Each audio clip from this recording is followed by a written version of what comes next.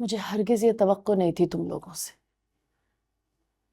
इतने काबिल, लायक, समझदार बच्चे हो तुम लोग। मुझे तो पूरा यकीन था कि सेबा को समझा के अपने माँ बाप की सुलह करवाओगे।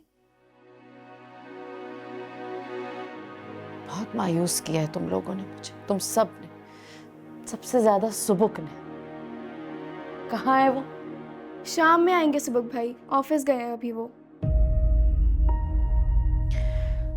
बस अब ये सब नहीं चलेगा इस तरह।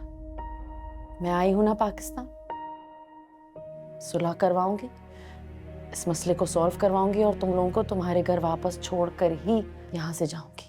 पप्पा बहुत लेट हो चुकी हैं, अगली पेशी पे खुला का फैसला हो जाएगा। अरे कोई बच्चों का खेल है क्या खुला? और अल्लाह ना करे तुम्हारी माँ खुला ले।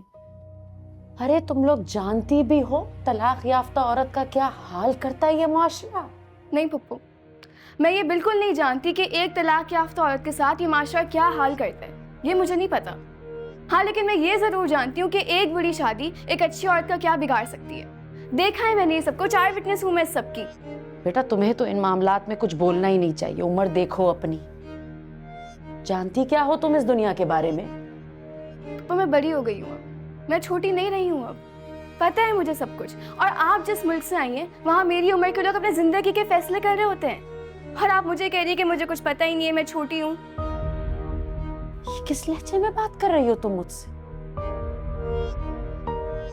क्या हो गया तुम्हें? अगर आप भी हमारी वाली जिंदगी गुजारती ना इतने सालों तक, तो आप भी मेरी जैसी हो जाती, बल्कि आपके बच्चे भी मेरी जैसे हो जाते अगर पप्पा अब्बू की तरह होते। ये क्या कह रही है? समझाओ इसे।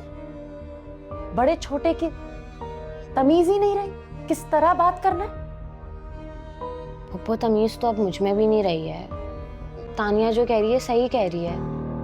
आप इतनी दूर से आई हैं, आपको हमारा कंसर्न है, उसके लिए शुक्रिया। लेकिन अगर आप हमारी ज़िंदगी थोड़ी सी भी आसान बनाना चाहती हैं ना, तो आप प्लीज़ अब्बू को समझा दें कि मेरी अम्मी के और मेरे भाई के नंबर्स उन लोगों को ना दे जिनसे उन्होंने कर्जे लिए हुए। हम इस घर में सिर्फ इज्जत बचाने आए थे, और पता है कुछ लेके भी नहीं आए।